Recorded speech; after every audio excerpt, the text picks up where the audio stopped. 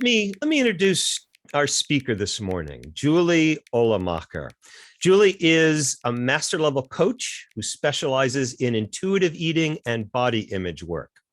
She was born in Akron, I've learned, and resides today in Columbus, of course, in Seabus. Julie, if you will allow me, she is obsessed with, and I don't think there's any particular order here, but she is obsessed with her dog, Maple, Beyonce, cooking, craft beer, Taylor Swift, Leelanau County. Am I saying that right? Leelanau County in Michigan. Yeah. Leelanau, close enough. Pretzel anything, Ohio State football, hard to live in Seabus and not, the Chicago Cubs, burgers, yoga, Boston College, indoor and outdoor cycling, and local everything. That is quite a list of obsessions, and maybe we can learn more about these this morning. Speaking this morning on the theme free, please join me in welcoming Julie Ohlemacher. Well, thank you so much for having me. It's funny hearing all those things list out, but in a nutshell, that is me. So, it really tracks. I was really excited when I heard the theme for this month's talk being free or freedom, because for me, the thing is that I lived a good decade of my life in what I would call a mental prison.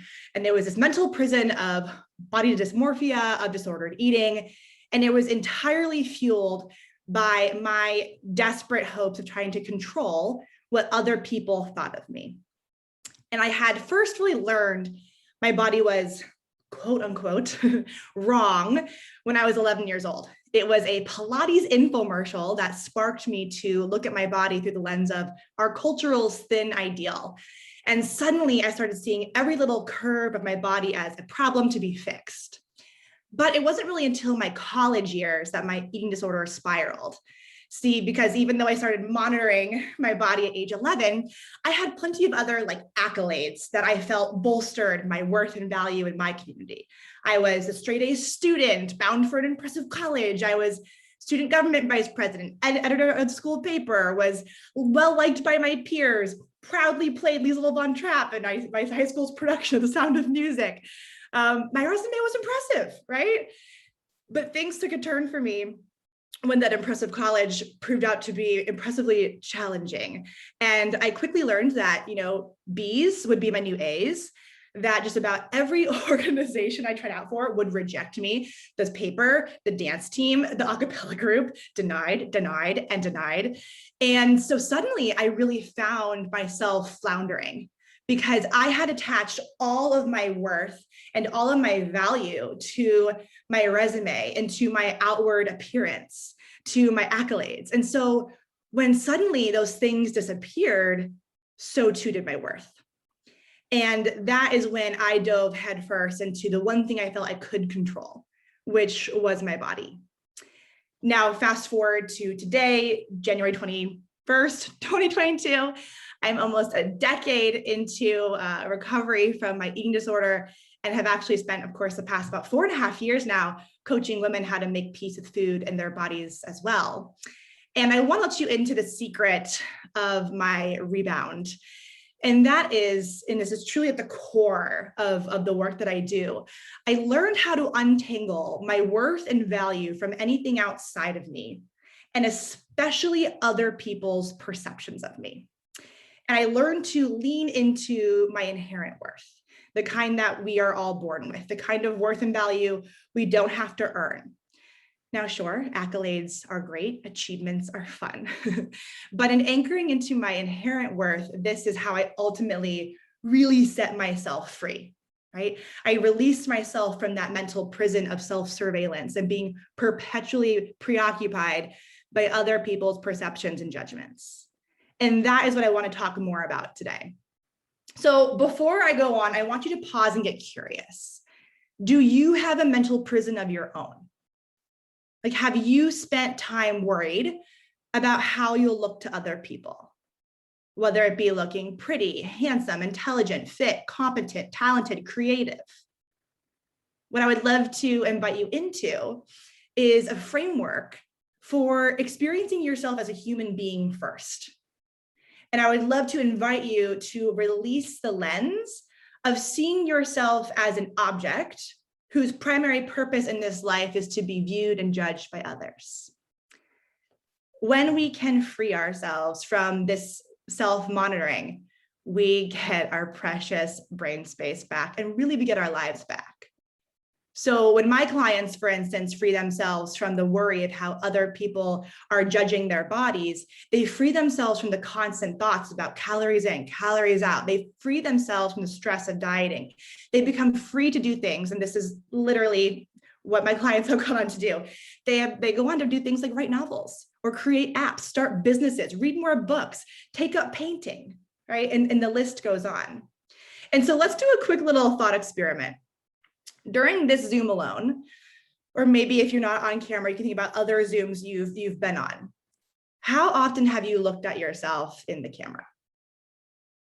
Right?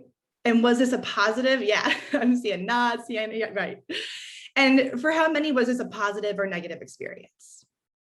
And have you judged yourself based on this external view? And have you maybe thought twice before speaking up into the chat? Worried perhaps if you'll appear smart enough, creative enough, gregarious enough. Now, in our consumerist society, we are really trained to view ourselves from this outside perspective. For females, it's often through the lens of the male gaze. But we all do this. We think about ourselves in some way, shape, or form as objects to be seen, to be looked at, to be judged by other people. And we give their projected perceptions of us the power to define our reality and our worth. We start living to be looked at. And this also translates into then how we judge others. We too think, oh, I can judge someone else merely by looking at them. From their resume, from their appearance, I can assume A, B, and C things about them. As you can imagine, or perhaps as you've experienced, this can be exhausting, not to mention dehumanizing. And so how do we overcome this? We must come back into our bodies. We must really return to our humanity. To be fully human is to live an embodied experience, living from inside of our bodies, seeing out through our own eyes. It's when we stop prioritizing how we look or are perceived by others, and instead we prioritize our own lived experience. We prioritize our own internal values, talents, gifts, and we choose to value this in ourselves and also in other people.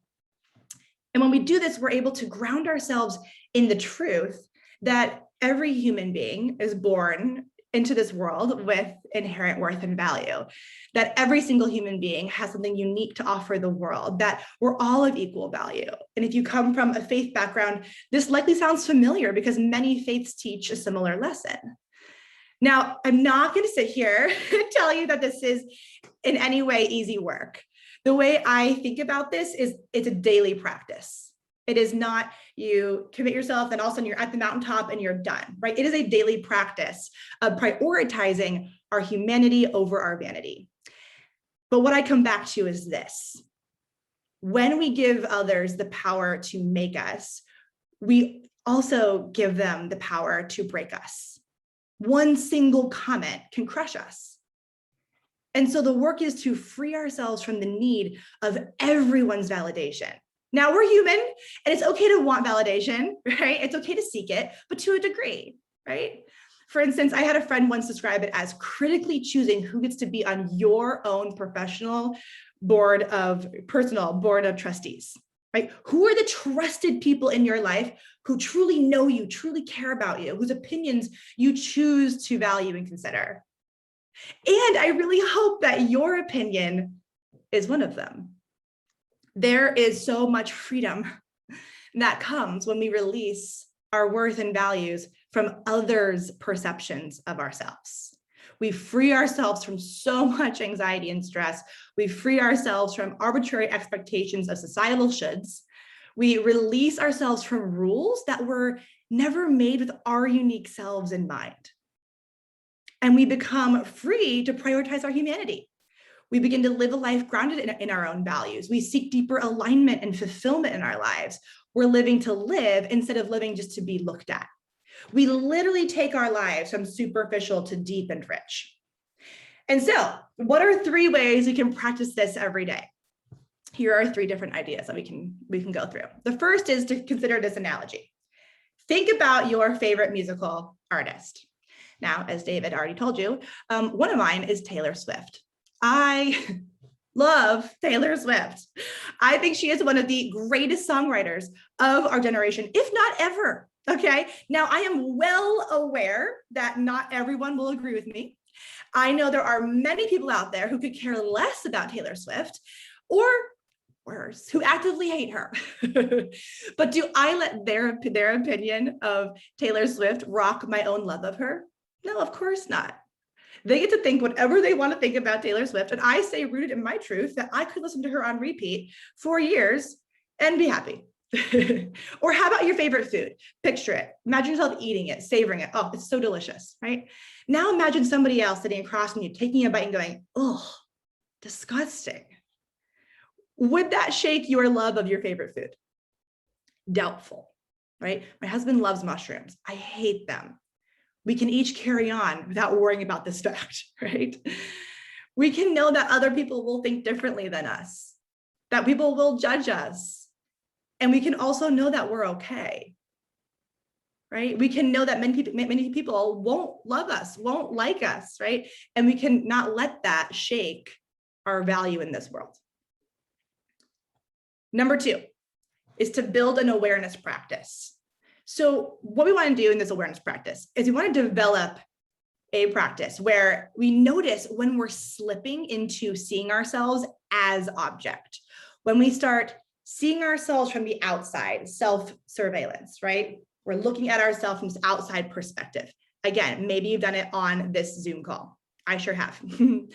Maybe it's when you're getting dressed in the morning. Maybe it's when you're standing in front of a group public speaking. Maybe it's even when you're standing in line at a coffee shop. All right. So the practice is to notice when you're in this space. Notice when you feel preoccupied by how you might look to other people. Notice when you begin to worry about their judgments of you. Then just pause in a moment of compassion, because we all do it. It's so normal. And then drop back into your body. Feel your feet rooted on the ground. You can take a deep breath and just allow yourself to come back into your body and simply note what it is you see. So for instance, I see my computer, I see my lamp, flowers, window, my neighbor's house, right? When we do this, we both neutralize what can be a charged experience of worrying about these judgments. And it also brings us back into our bodies and changes our lens where we're now looking out through our own eyes, right? And this can be a very simple yet powerful perspective shift. The last one, the last idea, the last thing that we can practice is really gratitude for the body. And this is really about thanking the parts of our body for what they do for us. This actually helps us with embodiment. It helps us overcome seeing our bodies as object and remind us that our bodies are actually here to allow us to experience life. They're here for us to do, as the incredible Lindsay and Lexi Kite, PhD twins, say, our bodies are instruments, not ornaments, right? And so when we appreciate what our bodies do for us, we come back into our humanity. We stop judging or valuing our body based on what our body looks like. And instead, we value our body for giving us our life. For example, I choose to value my belly, not for what my belly looks like, but for digesting my food or housing my that gut instinct, that intuition, right? I appreciate my arms for the hugs given, for the groceries carried, my fingers for typing, right? Logging on to Zoom today to talk to all of you, my eyes for seeing you all today. When we appreciate what our bodies do for us, it takes us from object to human in an instant. And so to bring this all home, my hope for you today is that you can take something from my talk, that one thing hit home for you, so that you too can begin this practice of grounding yourself in your own true worth, your own value, so that you too can live as being a human being instead of an object in this world. So that together we can value each other for all that we are instead of what we look like. Thank you.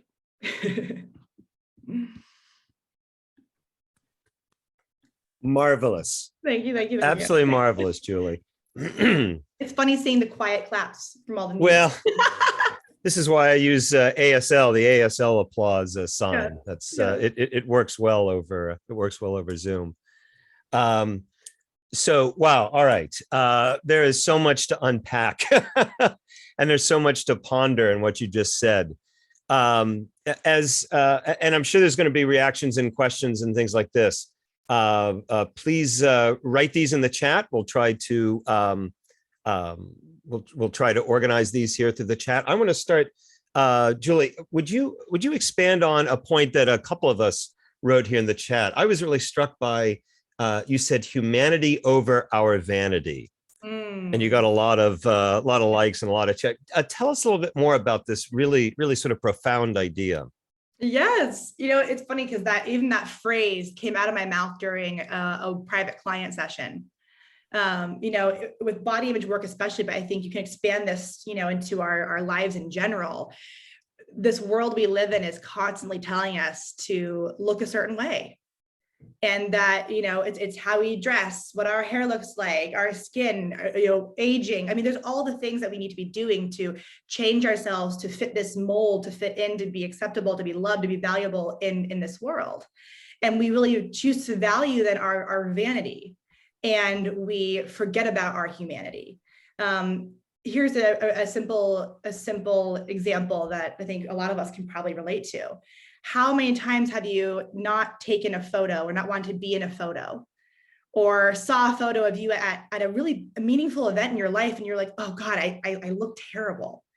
And we focus on how we look instead of the actual lived experience, right? That photos are meant to capture these wonderful life moments and document our lives.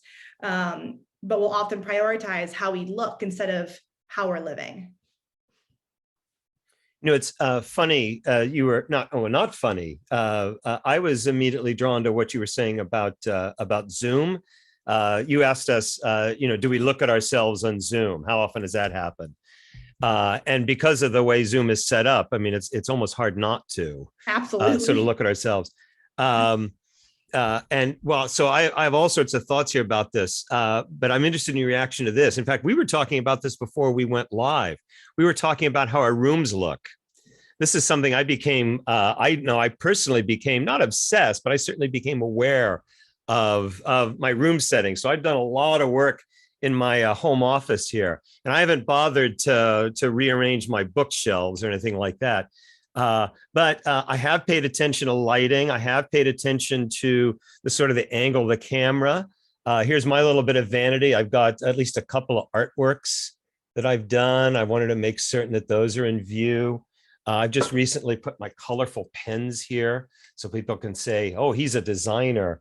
I don't know if that's an obsession or not, but is that sort of an extension of what you're talking about, that how I present myself over Zoom is maybe I'm tangling myself in the worth of others?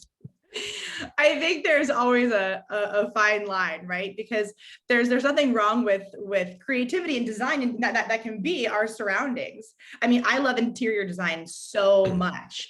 And really what we want to think about, and there's nothing wrong with doing our hair or loving fashion or playing with creative makeup. There's nothing wrong with these things inherently. It's who are we doing them for, right? Is it for myself, or is it because I feel like I have to? So then really it's do I feel like I should? I mean, there was a long period of my life, for instance, where I wouldn't leave the house without makeup and my hair being done because I felt like I had to. Otherwise, oh my gosh, how embarrassing. People will think all these things about me, right? And so there's a big difference between, oh, this is creative expression versus I have to do this in order to just be, ground level accepted by other people. And of course, very early on in the Zoom pandemic, or in the Zoom world, we developed room rating, which I see almost as sort of an extension of this, right? That rating the room is as much rating the appearance of the person. Yeah, it's interesting to think of all these things, right? That we begin to just make all these judgments just based on what we're seeing instead of actually tuning into the person. Lauren, you wrote, I love the ending, Julie's ending, when you were connecting how you're grateful for your body to do certain things. Lauren, tell us a little bit more about your observation here. Yeah, just thinking in that sense, like to be honest, I am naturally like pretty thin. So like it's hard for me to find motivation to work out because I'm just like, I don't know, good genes or something.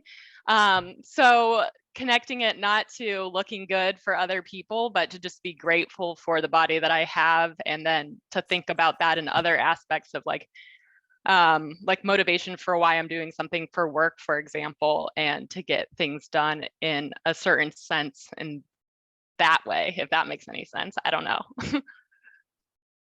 Absolutely. Absolutely. I love that you brought up exercise because it's a big one. My dog is behind me. She has moaned. So Yep. you heard a weird moan. That was my dog. It's casual for my life.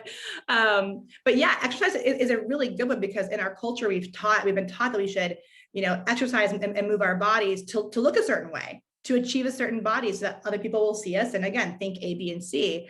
But really, when we're able to switch that around and again, prioritize our humanity over our vanity, we move our bodies to feel good, to take care of ourselves mentally, physically, emotionally, and it becomes a much more joyful act of self-care instead of what can feel like a punishment. I mean, for me, for so long, exercise was a thing I did because I hated how I looked. And so every time I went to the gym or worked out, it was a self-hate practice, honestly. And so when we're able to switch it to, oh no, like I move because I want to care for my body, I want to feel good, and we come back to prioritizing the humanity, it really shifts the entire experience of exercise. Yeah, it's so hard to stay motivated when you're just thinking about how you're going to look good later or something. Absolutely. And research supports that. We see in kind of exercise and body image research that if we are exercising primarily to change how we look, we will not build a sustainable practice with exercise. But when we actually find the type of movement that we really enjoy, that feels good, and we do it to take care of ourselves, that actually is how we build a lifelong, sustainable, healthy relationship with exercise. That's awesome. Yeah. Elizabeth, you credit a colleague with referring to Zoomanity. Tell us a little bit more about the connotations of this word. Hi, good morning. Yeah, we were teaching a course online and we were kind of stuck, it was a year ago, we're stuck inside online all the time. And I think, the way we're connecting with each other and the way that we saw each other was only through Zoom. And so I feel like, again, back to, you're really judging everyone's image, you're kind of like in this forever snapshot, of like, even in Zoom, you kind of feel like you're, living a Facebook page all the time because you're always on and you can see yourself. But the Zoomanity is the one that always stuck with me because it kind of combines Zoom and humanity, and it's like the new reality that we're all living in. And Elizabeth, you could have taken credit for that. You're very generous to say it was a colleague, but you could have taken credit for that. I can't do that. Thank you. Julie, I wanted to hear a little bit more about this really interesting concept that you introduced. You talked about a personal board of trustees. First of all, tell us a little bit more about this, and then I have other questions about what this might entail.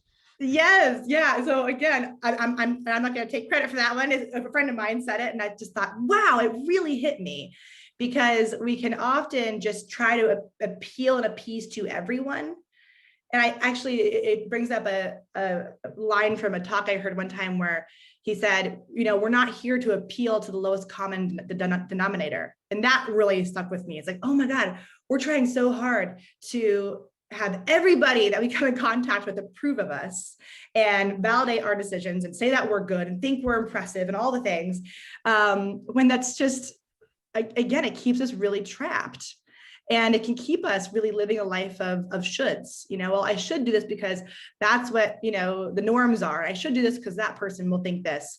And so when we're able to actually just curate, okay, wait a minute, Because again, it's okay that we want validation. It's okay to seek acceptance, right? All these things, that's normal, it's so human.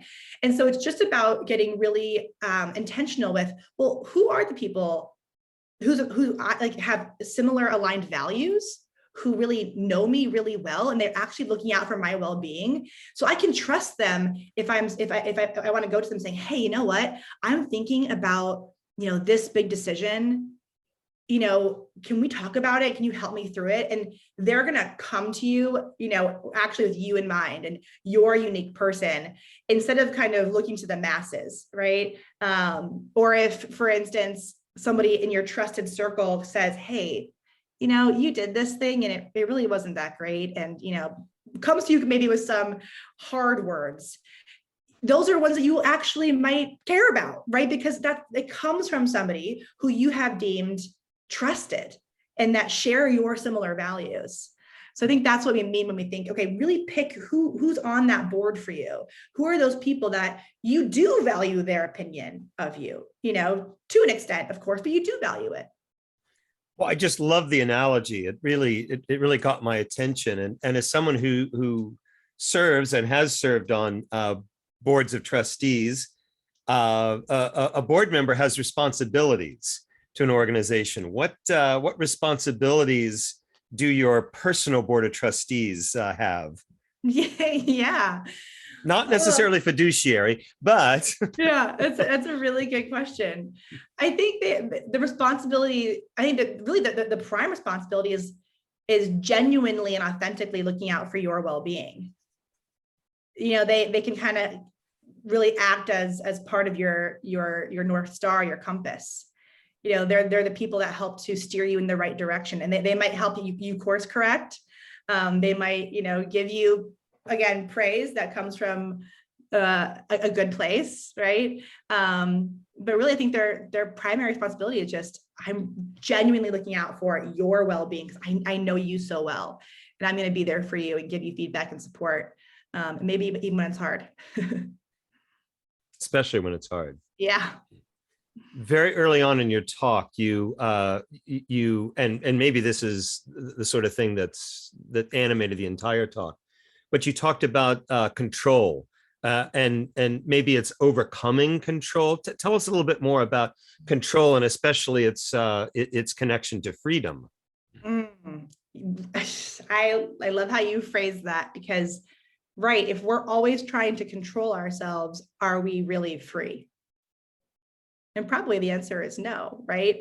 I'm thinking about a guest I had on my podcast one time who was a former macro counting coach, and she talked about how when she started macro counting, she's like, oh, I'm free. But then she realized, no, my prison just got bedazzled, right? Like, I'm still like majorly controlling myself. It just has an appearance of more freedom versus actual freedom, right? And I think a lot of actual freedom is based in trust. And the intuitive eating work that I do, I help, people listen to and trust their bodies. And that's the ultimate freedom, right? When we're able to listen to and trust ourselves instead of relying on outside sources to control and to control what we're eating or what we look like in our lives and all the rest.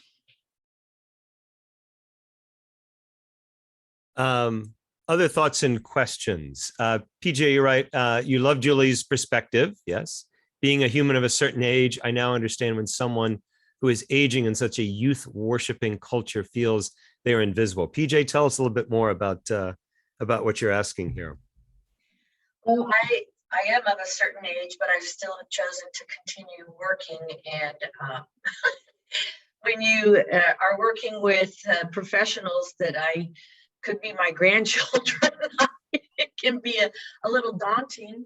But I think that a good part of my life, I've tried to strive for what Julie has talked about, and oftentimes have failed miserably because I find myself judging. I work in a very high-end professional industry, the legal world, with very intelligent people. And when I was younger, I would feel diminished with, like, well, I'm not as smart as them. I don't have a law degree, but I got past that. But in aging, you start to notice you are invisible sometimes out in public. And a good example is I was at my class reunion a few years ago, and my longtime friend from grade school all through high school, we were standing at the bar. The bar was crowded. We were in a public restaurant, so it wasn't just the people from the reunion. And there was a whole slew of young people at the bar, and we're sitting there with our wine glasses empty going, hey, hey. And, the bartender would look over and then he'd look back and go back to the group of the young people. And finally, I just said, hey, I have more money than them. If you want a good tip, you need to fill my glass now. And I'm sorry. So Well, but you get, it's interesting because also aging, you can question yourself. Like, do I really still belong out in this industry doing this? And my answer is yes, I do, because I have a lot to offer, but I cannot depend on other people to validate that. I've come that I have to understand I do have that. And that's the ultimate freedom, right? Is when you get to be like, no, I know that I belong here. I know I have so much value. I don't need you to tell me that I do. And you did it in that instant at the bar. You're like, hey, excuse me, and you use your voice, you sit up for yourself. Hey, fill my wine glass. I have more money than that. Fill my wine glass if you want a good tip. You just verbalize that, right? Like, I have value. I have value. And unfortunately, that's what we have to do a lot of times. And you're so right. I mean, it's a whole another talk about aging and how especially our society values women as we age. That's a whole different can of worms. I'm very passionate about that one too. Julie, we've been talking a lot about our body image and those sorts of things, and that's wonderful. For a room full of creatives, one of the questions I raised, and I'll ask you, but then I think I want to ask the entire group. Is it a similar process in overcoming our fear of others' judgment of our creative output?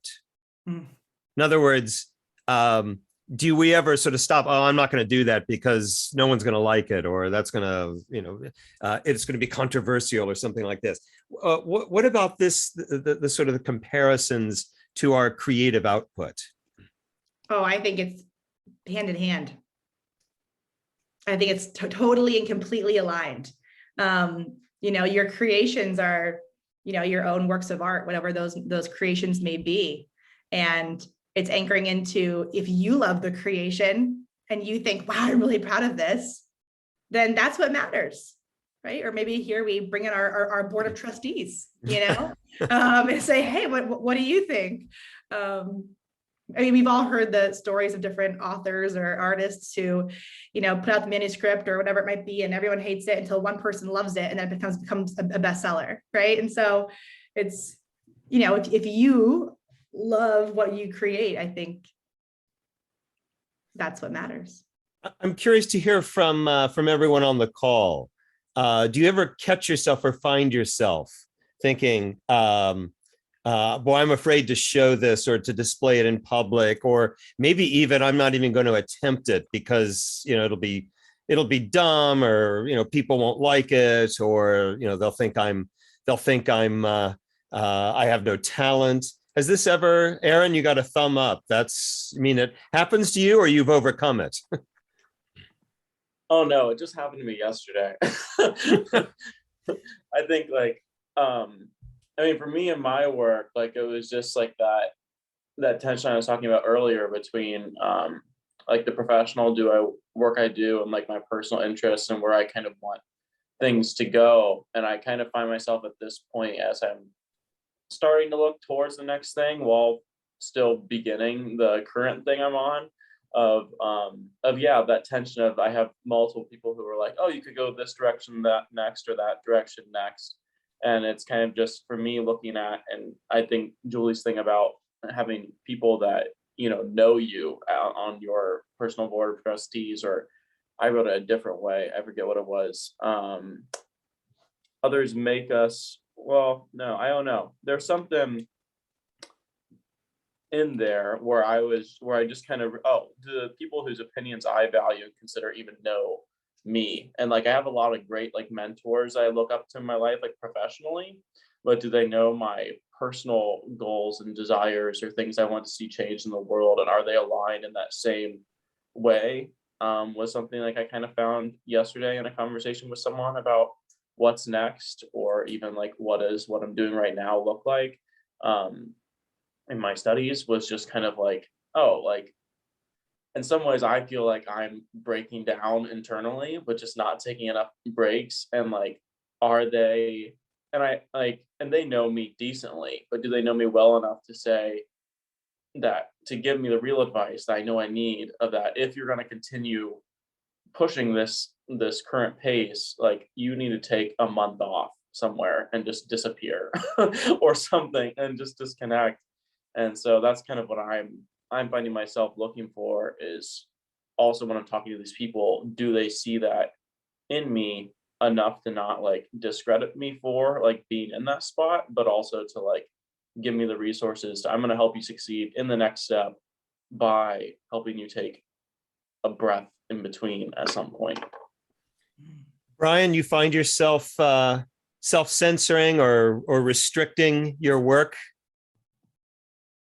All the time, because I mean, it's like, do you let the world know? Do you want to keep to yourself? But eventually you have to get ideas out of here and let the whole world see. Otherwise, well, they like, what is it that you do again? What do you mean? What are you doing besides like nothing? It doesn't matter until you let other people see it for themselves. And as Rod reminds us, Van Gogh died penniless, although certainly people are making a lot of money off of Van Gogh right now. Lauren, you have your hand up, please. I'll share my video too this time. Or whatever. But I have been wanting to start a podcast for a while, so I would be interested in talking with you, Julie, about your podcast if you have some time. But yeah, just haven't done it because I'm scared. So What are you scared of? If you don't mind, you don't have to share, but what are your concerns? other people's opinions, but Oh, probably no one will listen at the beginning. So I just like need to just start doing the work. So It's definitely a vulnerable act, right? yes, Put your words out there and then they live out there. yeah. Yeah, And absolutely. I'm definitely going to listen to yours. I'm very curious. So cool. Lauren, I couldn't do my podcast without my team. That's the first thing I'd say. I couldn't do it alone. I don't know, Julie, if that's been your experience. Yes, we ended it back in October, but for 2 years we had a whole production team, and Okay. we absolutely needed that team. I mean, for us, we needed it. I could not have done it without our team as well. There's a lot of moving parts. Yes. Yeah. By the way, the same could be said about Creative Mornings Columbus. Don't anyone get the impression that somehow I'm doing this by myself. It doesn't happen without our team. Julie, I'd like to give you the last word as we close out this morning. I think my last word is actually inspired by what Aaron was saying, and it anchor into your own intuition. I think our board of trustees matters, absolutely. And there are certain times in your life when you might want to make a decision or do something that only you get. But if you feel so pulled to that idea or to that next step, sometimes we just have to really trust in our own selves and free ourselves to make that decision, whether or not anybody else gets it. And that in a way is kind of the ultimate freedom. Julie Ohlemacher, thank you so much for joining us this morning. Thanks for having me. I really appreciate it. And spurring so much creativity. As we wind up, let me just remind everyone that next month we'll meet on February 18th. Our theme next month is monumental, and our speaker will be Letha Pugh. We're very, very excited for monumental next month. Hope you're all able to join us. Thanks for all of you to brave the cold weather to join us on Zoom.